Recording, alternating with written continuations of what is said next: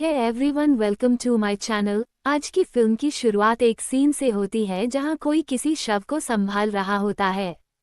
इसके बाद शव के टुकड़े टुकड़े कर उसे तुरंत दफना दिया जाता है। ज्यादा समय नहीं बीतता कि सीन बदल जाता है और हमें जैक नाम का एक आदमी दिखता है।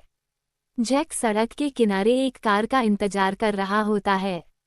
ये थोड़ा अजीब लगता है क्योंकि वहां एक सड़क संकेत लगा होता है जिस पर लिखा होता है कि इस सड़क पर किसी को भी लिफ्ट न दें। ये संकेत क्या दर्शाता है ये साफ नहीं होता, लेकिन यह जरूर दिखता है कि इस सड़क से गुजरने वाली हर कार, चाहे वह स्थानीय हो या बाहरी, जैक को लिफ्ट नहीं देती। जैक, जो अकेला होता है, बस अपनी भावनाओं को दबाते हुए अपनी किस्मत के आगे हार मान लेता है।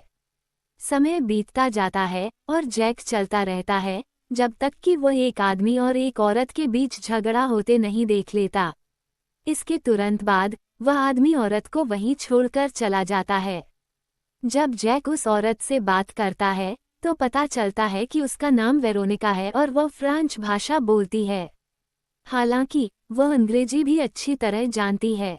दूसरी ओर जैक यूके का रहने वाला होता है और उसे फ्रेंच भाषा बिल्कुल समझ नहीं आती। ये जानकारी भी सामने आती है कि जैक उस समय फ्रांस में था, लेकिन जब वह घर लौटने वाला था तो कुछ गुंडों ने उसे लूट लिया। इस हमले में उसके सारे पैसे, मोबाइल फोन और वह कार भी छिन गई जिसे वह चला रहा था। सौभाग्य से उसका पासपोर्ट उसके पास सुरक्षित रहता है। दूसरी ओर वेरोनिका अकेली रहती है और किसी दूसरे देश जाने की योजना बना रही है क्योंकि इस इलाके में उसका अब कोई नहीं बचा। वह बताती है कि उसके माता पिता किसी गंभीर बीमारी के कारण मर चुके हैं। रात होने पर वे दोनों जंगल में समय बिताने का फैसला करते हैं। आग के पास बैठकर शरीर को गरमाते हुए वेरोनिका जैक को बताती है कि वो हाल ही में अपने हस्ताक्षर बनाने का अभ्यास कर रही थी। अगले दिन सुबह जैक जागता है और देखता है कि वेरोनिका वहां नहीं है। जल्द ही पता चलता है कि वह पास की झील में नहा रही थी। जैक भी उसे देखकर झील में कूद जाता है और नहाने के बाद वे दोनों फिर से सड़क पर अपनी यात्रा शुरू करते हैं। थोड़ी देर बाद जब वे पूरी तरह निराश हो जाते हैं तो अचानक एक कार उनके पास आकर रुकती है और उन्हें लिफ्ट देने की पेशकश करती है। हालांकि वेरोनिका इस आदमी को देखकर घबरा जाती है और असहज महसूस करने लगती है। इस आदमी का नाम ग्रिजार्ड होता है। वो इस इलाके का रहने वाला होता है और बहुत अच्छी अंग्रेजी नहीं बोल पाता। इसलिए वो जैक और वेरोनिका को पहले अपने घर ले जाने का फैसला करता है, जहां उसकी पत्नी मैरी रहती है, जो पहले इंग्लैंड में रह चुकी होती है। जैक इस प्रस्ताव को ठुकरा नहीं पाता और वे तुरंत ग्रिजार्ड के घर पहुंच जाते हैं। घर पहुंचते ही जैक और वेरोनिका की मुलाकात मैरी से होती है। इसके बाद मैरी जैक को उसके कमरे में भेज देती है, जबकि ग्रिजार्ड वेरोनिका को उसके कमरे में ले जाता है। जैक, जो पहले से ही थका हुआ होता है, बिस्तर पर लेटते ही सो जाता है। जब जैक रात में जागता है तो वह एक बॉक्स पर ध्यान देता है जिस पर ग्रिजार्ड लिखा होता है।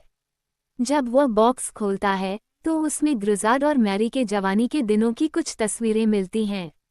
इसके अलावा एक लड़के और लड़की की तस्वीरें भी होती हैं। इन्हें देखकर जैक को पूरा यकीन हो जाता है कि ग्रिजार्ड और मैरी इस घर में अकेले नहीं रहते।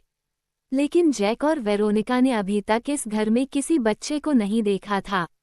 रात के खाने के बाद जैक वेरोनिका के पास जाता है, जो घर की बालकनी पर सिगरेट पी रही होती है। बातचीत के दौरान वेरोनिका बताती है कि उसका भी एक भाई था, लेकिन एक बार जब वे खेत में छुपन छुपाई खेल रहे थे तो एक ट्रैक्टर के नीचे आ जाने से उसकी मौत हो गई। इसके बाद जैक वापस अंदर जाता है और ग्रिजार्ड के साथ टीवी देखने बैठ जाता है। इसी दौरान जैक ग्रिजार्ड से पूछता है कि क्या उसके कोई बच्चे हैं, लेकिन ग्रिजार्ड अजीब तरीके से जवाब देता है कि उसके कोई बच्चे नहीं हैं। जैक ये सुनकर हैरान हो जाता है क्योंकि उसने बॉक्स में बच्चे की तस्वीर देखी थी, लेकिन वह ज्यादा ध्यान नहीं देता और सोने चला जाता है। अगली सुबह जैक जब नहाकर बाहर आता है तो उसे घर में अजीब सी खामोशी महसूस होती है। इसके अलावा वेरोनिका भी गायब होती है। तभी अचानक ग्रिज़ार्ड हाथ में हथौड़ा लिए उसके सामने आ जाता है और बताता है कि वेरोनिका सुबह ही घर छोड़ चुकी है। हालांकि जैक को ग्रिज़ार्ड पर शक होने लगता है। उसी दौरान जैक को एक चिट्ठी मिलती है जो वेरोनिका ने लिखी होती है, लेकिन जैक को तुरंत महसूस होता है कि कुछ गड़बड़ है, क्योंकि इस चिट्ठी में लिखे हस्ताक्षर पहले देखे गए हस्ताक्षरों से मेल नहीं खाते। इससे पहले कि वह कुछ समझ पाता, अचानक किसी ने उसे पीछे से बेहोश कर दिया। जब जैक को होश आता है तो वह खुद को एक पिकअप ट्रक में बंधा हुआ पाता है, जो हमें फिल्म की शुरुआत में भी दिखाया गया था। उसे एक व्यक्ति द्वारा बंधक बनाया गया था, जिसका नाम डेला क्रॉइक्स होता है। जैक समझ जाता है कि वह एक मनोरोगी के चंगुल में फंस गया है। हालांकि जैक किसी तरह बच निकलता है और वापस ग्रिज़ार्ड के घर पहुंच जाता है। वहां वह वेरोनिका को एक कमरे में बंद पाता है और तुरंत उसे छुड़ा लेता है। लेकिन तभी ग्रिज़ार्ड और मैरी लौट आते हैं। वे दोनों भागने की कोशिश करते हैं, लेकिन कार से पीछा किए जाने के कारण वे ज़्यादा दूर नहीं जा पाते।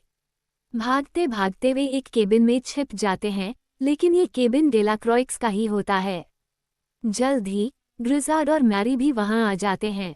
यहीं पर वेरोनिका ग्रिज़ार्ड को डैड कहकर पुकारती है, जिससे सच्चाई सामने आती है कि वेरोनिका उसकी ही बेटी है। फिल्म के अंत में वेरोनिका और जैक देश छोड़कर चले जाते हैं। जैक को यह एहसास नहीं होता कि जल्द ही वेरोनिका उसे भी मार डालेगी। फिल्म की शुरुआत में दिखाया गया सड़क संकेत यही इशारा करता था कि इस इलाके में अजनबियों को लिफ्ट देना खतरनाक हो सकता है। तो दोस्तों, ये थी इस थ्रिलर फिल्म की पूरी कहानी।